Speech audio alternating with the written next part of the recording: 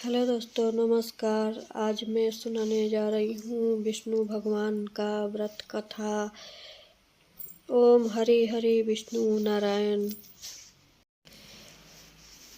बृहस्पतिवार का दिन भगवान विष्णु को अर्पित होता है।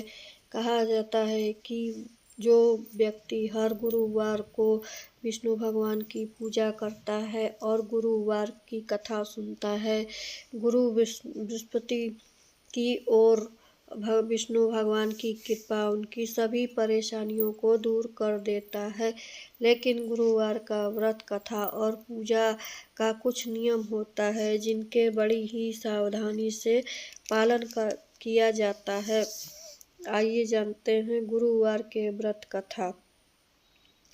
गुरुवार का व्रत कथा पूजन में कई ऐसी बातें हैं कि जिस मनुष्य को ध्यान पूर्वक अपनाना चाहिए। कहते हैं जो व्यक्ति श्रद्धा भाव से गुरुवार को विष्णु भगवान की पूजा करता है और व्रत कथा सुनता है, उसकी गरीबी और कष्ट भगवान विष्णु दूर कर देते हैं। जीवन में सुख समृद्धि के लिए गुरुवार के दिन आप इस गुरुवार का व्रत कथा सुने या पढ़ें। बृहस्पतिवार के दिन सूर्य देव से पहले ही उठकर नित्य का कर्म करके नित्य पीले वस्त्र पहने।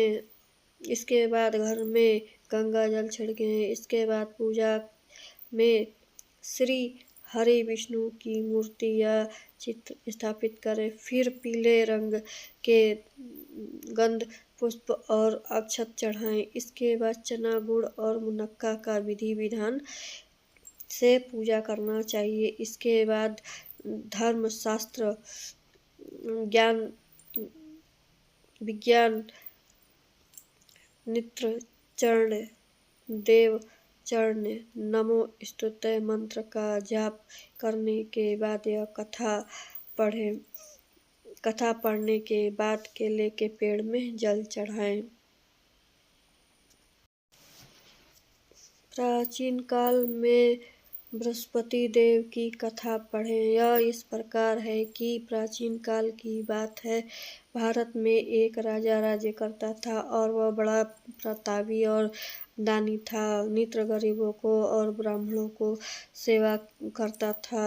यह प्रतिदिन मंदिर में भगवान के दर्शन करने के लिए जाता था, लेकिन यह बात उनकी रानी को अच्छी नहीं लगती थी। वह न पूजा करती थी और न ही दान करती थी। उसका मन नहीं लगता था। एक दिन राजा शिकार खेलने वन को गए हुए थे। तब रानी और दासी महल में अकेले बैठी हुई थी। उसी समय बृहस्पति देव साधु के वेश में राजा के महल में भिक्षा मांगने के लिए भिक्षा मांगी तो रानी ने भिक्षा देने से मना कर दिया। रानी ने कहा, हे साधु महाराज, मैं तो दान पुण्य से तंग आ गई हूँ। इस कार्य के लिए मेरे पतिदेव ही बहुत हैं। अब आप ऐसा ही कृपा करें कि हमारा सारा धन नष्ट हो जाए और आराम से रह सकूं। साधु ने कहा, देवी तुम तो बड़ी अजीब हो। धन और संतान से कौन सुख होता है? इसके तो सभी मनोकामना पूर्ण और पापी भी पुत्र और धन की इच्छा करता है। अगर तुम्हारे पास इतना धन है तो भूखे प्यासों को भोजन कराओ और पानी पिलाओ, ब्राह्मणों को दान करो, कुआं तालाब बाग बगीचे इत्यादि का कारोबार करो, मंदिर बनवाओ, पाठशाला बनवाओ, निर्धन को कुंवारी कन्याओं को विवाह कराओ, यह साथ ही यज्ञ कराओ। यह कर्म करने से धन को शुभ कार्य खर्च करो। ऐसा करने से तुम्हारा नाम लोक परलोक में समर्थक होगा। ऐसा स्वर्ग की प्राप्ति होगी। लेकिन रानी ने उपदेश का कोई प्रभाव न पड़ा। वह बोली, महाराज, मुझे ऐसा धन की आवश्यकता नहीं है जिसकी मैं अन्य लोगों को दान दे सकूं और जिसको मैं अपना सारा समय नष्ट हो जाए। अब आप ऐसी कृपा करें कि सारा धन नष्ट हो जाए और मैं आराम से रह सकूं। साधु ने उत्तर दिया, तुम बड़ी ऐसी इच्छा है। ऐसा तो मैं बताता हूँ कि तुम भी ही वरना बृहस्पतिवार को घर लिपना और केस को पीली मिट्टी से धोना। राजा के कहने पर यह अजमाया और भोजन में मांस मछली मदिरा का और कपड़ा धोबी के यहाँ धुलवाना डालना। ऐसा करने से 7 बृहस्पतिवार में आपका सारा नष्ट हो जाएगा। इतना कहकर वह साधु चला गया वहाँ से।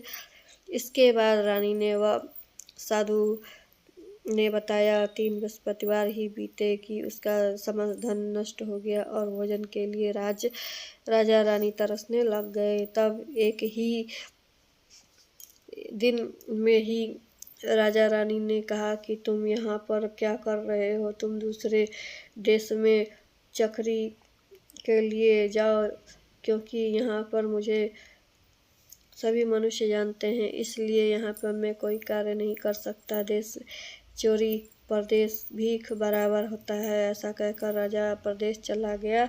वहाँ जंगल में इतना लकड़ी काट कर लाता और शहर में बेचता है। इसी तरह जीवन व्यतीत करने लग गया।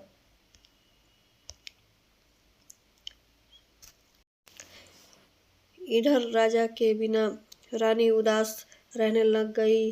किसी दिन भोजन मिलता है, किसी दिन जल पीकर ही रह जाता। एक समय तो जब रानी और दासियां को 7 दिन तक भोजन न में रहना पड़ा तो रानी ने अपनी दासी से कहा, हे दासी, पास ही नगर के में मेरी बहन रहती है, वह बड़ी धन्यवान। तू उसके पास जा और 5 सेर बेर मांग ला, ताकि कुछ समय के लिए थोड़ा बहुत गुजर बस हो जाए। दासी ने रानी की बहन के पास गई और वह बृहस्पतिवार का दिन था। रानी की बहन उस टाइम बृहस्पतिवार की कथा सुन रही थी और दासी ने राजा की बहन का संदेश रानी ने दिया। रानी की बहन कोई उत्तर नहीं दिया और वह उसे क्रोध आ गया और दासी ने अब वापस आकर रानी की सारी बात बताई। रानी सुनकर वहाँ से कहा कि है दासी, इसमें उसका कोई दोष नहीं है। जब हम बुरे दिन आते हैं तब हमारा कोई सहारा नहीं और अच्छे बुरे का पता विपत्ति में ही लगता है। जो ईश्वर की इच्छा होगी वही होगा, यह सब हमारे भाग्य का दोष है। यह सब कहकर रानी ने अपने भाग्य को कोसा। इधर रानी की बहन ने सोचा कि मेरी बहन की दासी आई थी, लेकिन मैं उससे कुछ बोल नहीं पाई और वह बहुत दुखी हुई। कथा सुनकर और पूजन समाप्त करके वह अपने बहन के घर गई और कहने लग गई कि हे बहन, मैं बृहस्पतिवार का व्रत कर रही थी और दासी चली गई। जब मैं तक कथा होती है तब तक न उठते बैठते हैं न बोलते हैं, इसलिए मैंने कुछ दासी को कुछ बोला भी नहीं और कुछ कहा भी नहीं। दोस्तों, यह कथा अच्छी लगी तो आप लाइक शेयर ज़रूर करिएगा। धन्यवाद। और हमारे चैनल पे हैं तो प्लीज़ सब्सक्राइब कर दीजिएगा। धन्यवाद।